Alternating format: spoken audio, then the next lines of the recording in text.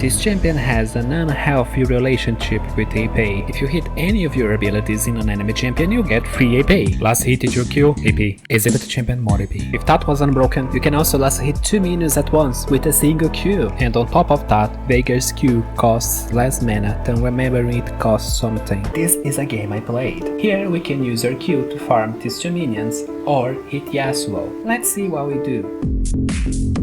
Moving to Veigar's W. When you stack AP, it also shortens his W cooldown. His W is a meteor falling from the sky, but it is a very slow meteor. It takes 1.2 seconds to land, and League of Legends starts around 15 years. In this example, you can see how to use a W. We hit Yasuo with the meteor, even though he used his wall. This ability also grants sight.